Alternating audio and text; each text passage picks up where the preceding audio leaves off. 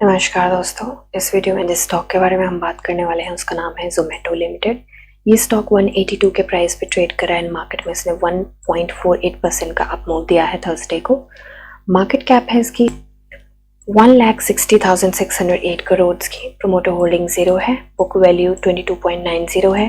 Dividend ये stock देता नहीं है क्योंकि ग्रोथ के पीरियड में है अभी। एंड फेस वैल्यू इसकी 1 है। फंडामेंटल वीडियो में इसके ऑलरेडी बना चुकी हूँ, प्लेलिस्ट में ऐड कर दूंगी, आप देख सकते हैं। अभी के लिए देखें तो स्टॉक 50 एंड 200 डीएमए दोनों से ऊपर ट्रेड कर रहा है। पी रेशियो यहाँ पे है नहीं। सेल्स एंड मार्जिन की बात करें, ग्रॉस प्रॉफिट मार्जिन थोड़ा सा गिरा है, but sales quarter on quarter major तरीके से इंक्रीज हुई है। अभी चलते हैं हम इसके चार्ट पे देखिए, हमने लास्ट जो एनालिसिस करी थी उसमें भी हमने बात करी थी कि इसके बाद हो सकता है प्रॉफिट बुकिंग हमें देखने को मिले।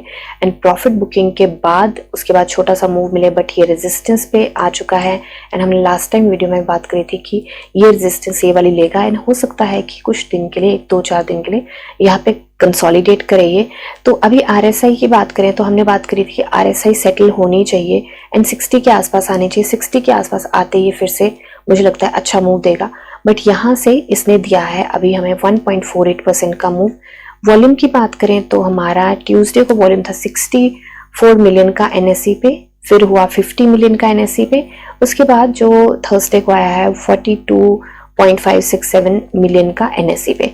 तो अभी के लिए मुझे लगता है कि अभी इसके पास छोटा सा ग्राउंड है कि हमें मूव दे सकता है, बट मूव देके मुझे लगता है यहाँ पे ये सस्टेन मुझे लगता नहीं करेगा। जब तक यह इस रेजिस्टेंस के ऊपर सस्टेन नहीं करता है हम शॉर्ट टर्म की एंट्री नहीं बना सकते।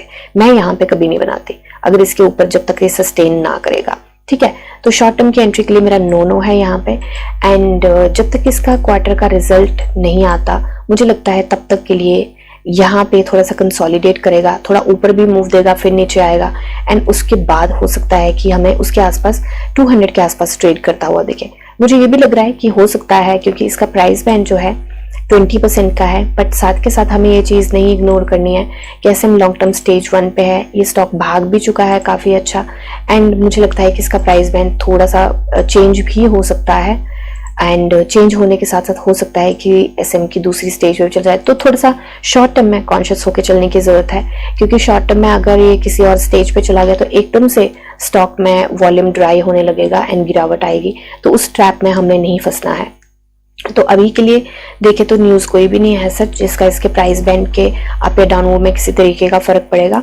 तो अभी के लिए देखिए, मुझे वैसे टेक्निकली RSI को देख के तो यहाँ पे लग रहा है कि छोटा सा मूव अभी हमें दे सकता है, बट फिर भी मैं यहाँ पे ट्रैप में नहीं फंसना चाहती। जब तक ये वाला 183 को ये सपोर्ट नहीं बनाता तब तक 184 को बेसिकली इस रेजिस्टेंस को सपोर्ट नहीं बनाता तब तक मैं एंट्री नहीं बनाऊंगी। एंड लॉन्ग टर्म का मैंने आपको बता दिया कि जब तक इसका क्वार्टर का रिजल्ट नहीं आता, मुझे पता है काफी थोड़े टारगेट लेके चली हूं मैं, बट क्योंकि अगले महीने और उससे अगले महीने फरवरी एंड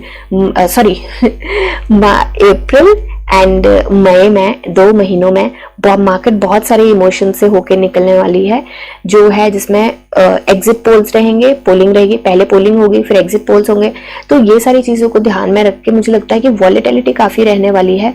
एंड US में भी इलेक्शंस हैं एंड बाकी कोई भी ग्लोबल न्यूज ऐसी कि हम, क्योंकि इस टाइम कोई भी ऐसी ऊपर नीचे ग्लोबल न्यूज आने के ज्यादा चांसेस हैं क्योंकि हम पता है एक्सपेक्टेड है। एक तो होती है कि अनएक्सपेक्टेड ग्लोबल न्यूज आ जाए, वो अनएक्सपेक्टेड वॉलेटिलिटी में आती है, पर ये वॉलेटिलिटी हमें पता है। तो यहाँ पे 2 महीने हमें बहुत ज्यादा संभल के चलना पड़ेगा।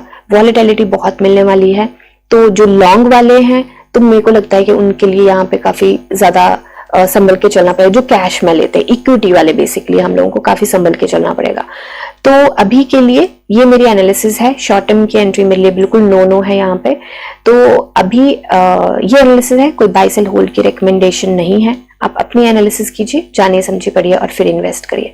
मिलते हैं नेक्स्ट वीडियो में, तब तक के लिए शुक्रिया एंड हैप्पी इन्वेस्टिंग।